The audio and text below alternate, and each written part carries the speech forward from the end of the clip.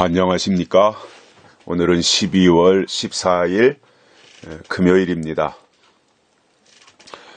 날씨가 굉장히 춥습니다. 오늘 한파특보가 내려 있고요.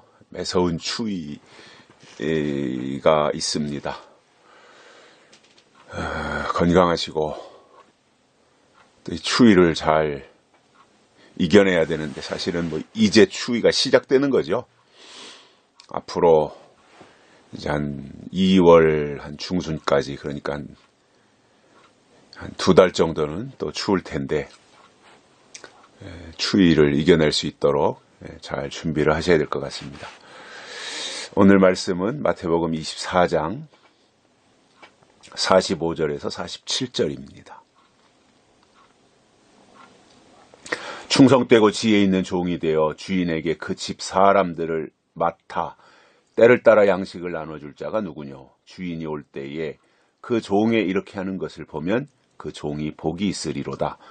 내가 진실로 너희에게 이르노니 주인이 그 모든 소유를 저에게 맡기리라. 아멘. 오늘 내용 우리가 너무나 잘 알고 있는 내용입니다.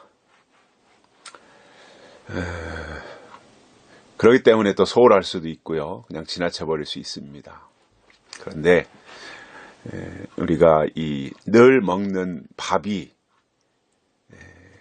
우리에게 가장 유익한 것이고, 밥이 쌀을 통해서 밥을 만드는 것은 다 알고 있는 내용인데, 늘상 우리가 그 밥을 먹고 건강을 유지하고 살듯이 우리가 늘 먹는 하나님의 말씀 중에서도 좀 이렇게 내용을 알고 있는 것들이 어떤 면에서는 중요한 부분이고, 또 그만큼 우리가 더 깊숙이 알아야 될 그런 내용이기도 한데, 그 예수님께서 이런 말씀을 하시죠. 충성되고 지혜 있는 종이 돼야 된다. 종에게 하신 말씀이에요. 그죠? 충성되고 지혜 있는 종이 되어.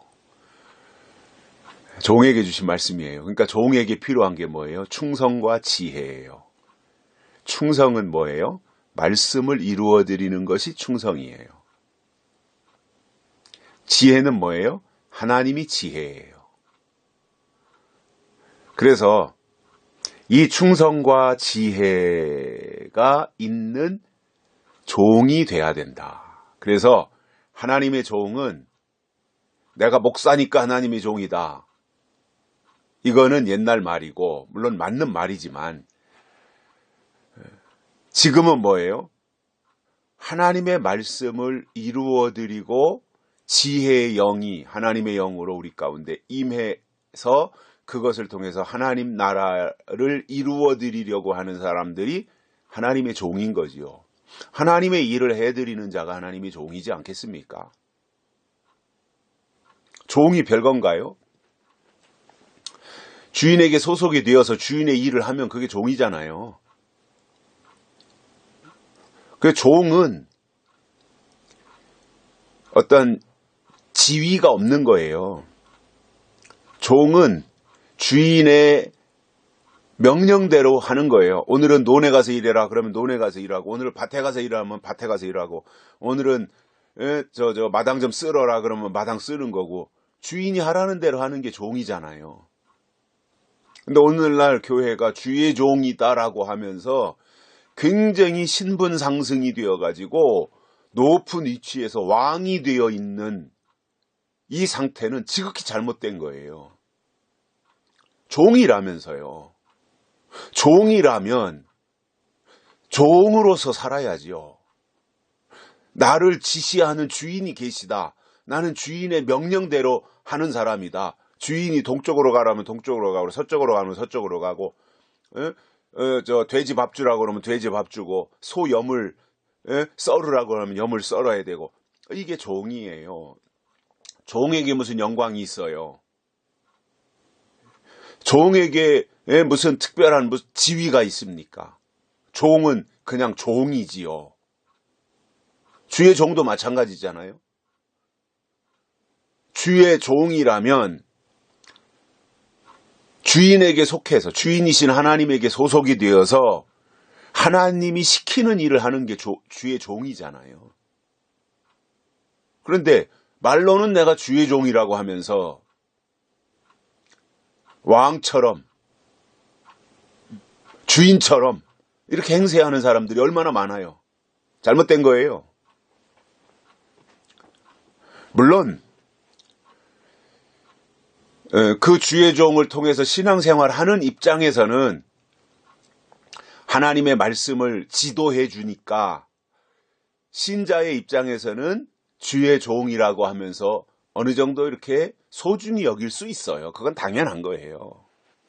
그런데 스스로가 내가 주의 종인데 나한테 까불어? 내가 주의 종인데 나한테 덤벼? 이거는 아니라는 거지요. 그 자체가 직권남용인 거지요. 종의 길을 포기한 거지요. 그거는 성도들에 의하여서 하나님의 말씀을 우리에게 깨우쳐 주는 분이니까 소중히 여긴다. 그건 맞아요. 그런데 종이라고 자기가 목사의 위치에서 내가 주의 종이라고 하면서 군림한다. 왕처럼 행세한다. 온갖 좋은 것은 자기가 다 누리려고 한다. 이거는 아니라는 거지요. 왜 자기가 주인이 되려고 합니까? 주의 종이라면서요. 그런데 왜 하나님 행세를 합니까? 왜 주인 노릇을 하려고 하느냐는 거예요. 바로 가야죠. 입은 삐뚤어져도 말은 바로 하라면서요. 그래서 충성되고 지혜 있는 종이 돼야 된다. 종은 이래야 된다. 이게 첫 번째예요. 두 번째로는 주인에게 그 집 사람을 맡아야 돼요. 먼저는 충성되고 지혜가 있어야 되고, 두 번째로는 주인에게 그 집 사람들을 맡아야 된다는 거예요. 내 양이 아니라는 거죠. 내 소유가 아니라는 거죠. 주인에게 그 소유를 맡은 거예요. 내가 밭에 가서 일한다고 그게 내 밭이 아니라는 거예요. 주인의 것이라는 거예요. 나는 불임을 받는 거예요. 내가 저 논에 가서 일을 한다. 내 논이 아니에요. 주인의 논이에요. 나는 거기 가서 쓰임을 받는 것뿐이에요. 내가 양떼들을 돌본다. 그 꼴을 먹이기 위해서 100마리의 양떼들을 이끌고 가서 양떼들을 돌본다. 그 양이 내 양이 아니죠. 주인의 양이지요. 나는 그렇게 양을 돌보라고 보냄을 받은 거지요.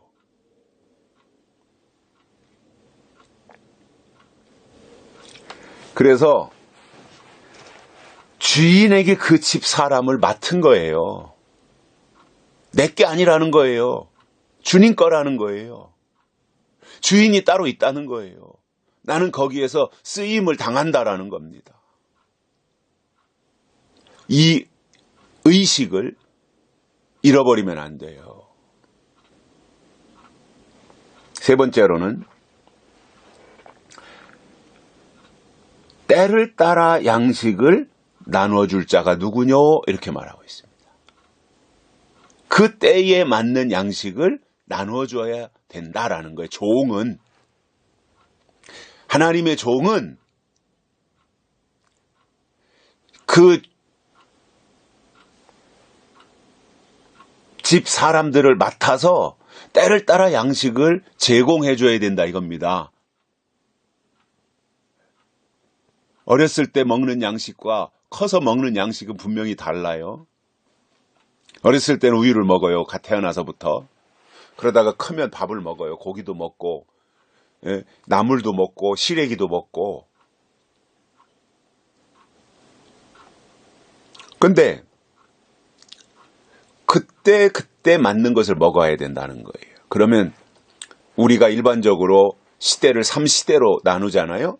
구약 율법 시대, 신약 은혜 시대, 그리고 예수님 오실 때 천년 시대, 그리고 구약에서 신약으로 넘어갈 때 환란기가 있었고요. 400년 암흑기가 있었고, 또 신약이 끝나고 천년 시대로 넘어갈 때 또 암흑기가 있는 거예요.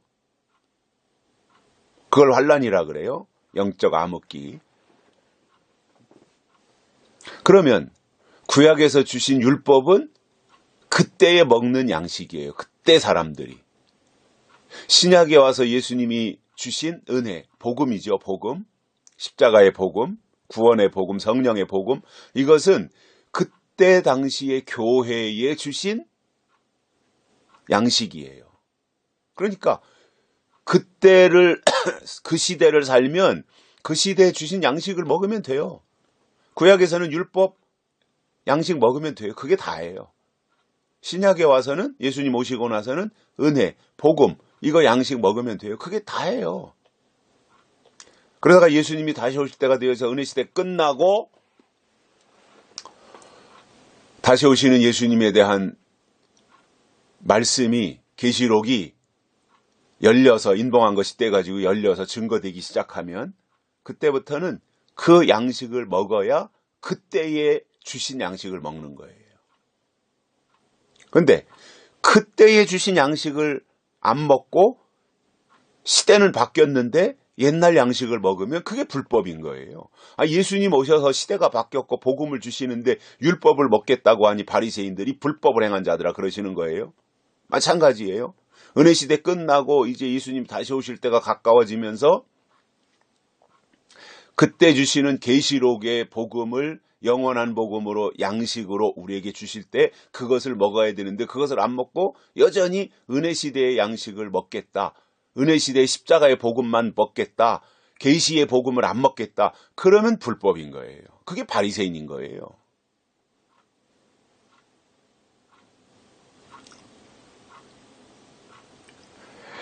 그래서 종은 충성되고 지혜가 있어야 되고요.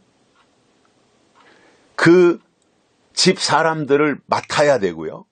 때를 따라 양식을 나눠줘야 돼요. 이 세 가지를 갖추고 있어야 돼요. 이게 하나님의 종입니다. 마지막 때 쓰임받는 하나님의 종입니다.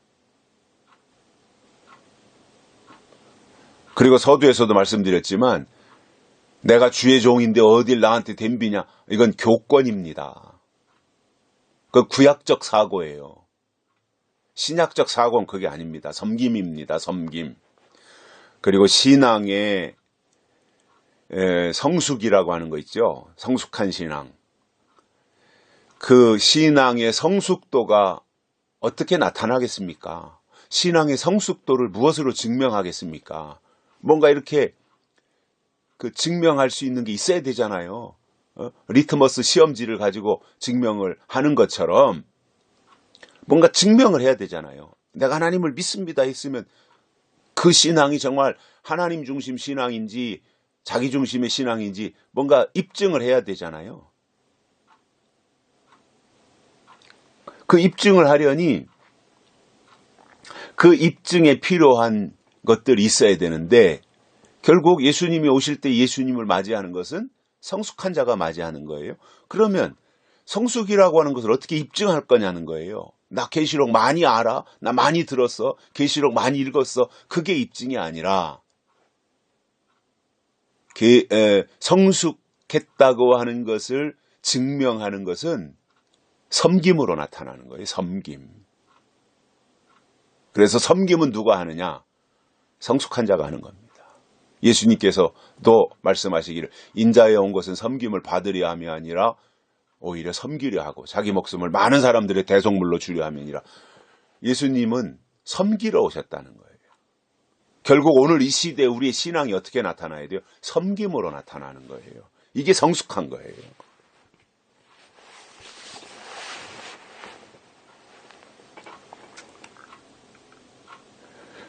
그래서 이 세 가지가 갖추어지면 46절에서 이렇게 말씀하죠. 주인이 올 때 그 종에 이렇게 하는 것을 보면 그 종이 복이 있으리로다. 이 세 가지를 갖추고 있으면 주인이 왔을 때 그 종이 복이 있으리로다. 이러한 일을 하는 종은 주인이 오시면 그때 값어치가 드러나는 거예요. 가치가 그때 나타나는 거예요. 그리고 그에게 주시는 복이 있습니다. 47절에 이렇게 말씀합니다. 그 복이 뭐냐는 거예요. 46절에서 말씀하는 그 복이 47절에서 내가 진실로 너희에게 이르노니 주인이 그 모든 소유를 저에게 맡기리라. 아멘.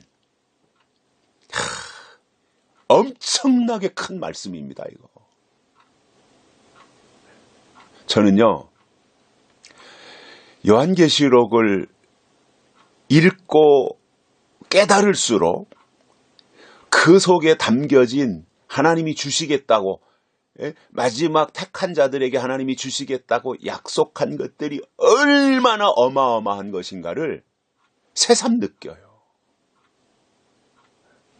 계시록을 통해서 예수님이 다시 오셔서 계시록에 속한 사람들에게 하나님이 주실 것이 말로 표현이 안 되는 거예요.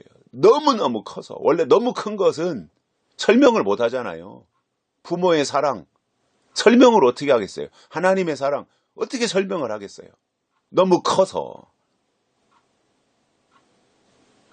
그런데도 사람들이 계시록을 외면하고 계시록을 무시해요. 일부러 안 들으려고 하는 사람들도 있어요. 왜냐? 그것을 들으면 그대로 해야 되는데 그대로 하려니 또 자기 속에서 가지고 있는 어떤 고정관념이나 이런 것들을 떨쳐버려야 되는데 그러려니 여러 가지 또 미련과 아쉬움이 있잖아요. 그러니까 자기 생각을 극복하지 못하면 절대로 계시록 앞으로 못 나옵니다. 저는요, 진짜 이 시대에 하나님과 관련되어진, 계시록과 관련되어진 신앙의 사람은요, 그리고 계시록을 듣고 정말 계시록을 깨달았다면 하나님 앞에 나와서 다른 말 할 거 없어요. 항복 이거밖에 할 게 없어요. 항복. 항복한 사람이 자기 말 할 게 뭐가 있어요? 항복한 사람이 자기 주장할 게 뭐가 있어요? 항복한 사람은 처분만 기다리는 거예요.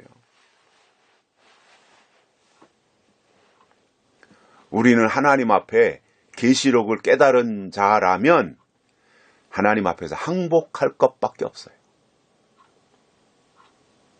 그게 진정으로 우리가 하나님 앞에서 할 자세이고 태도예요.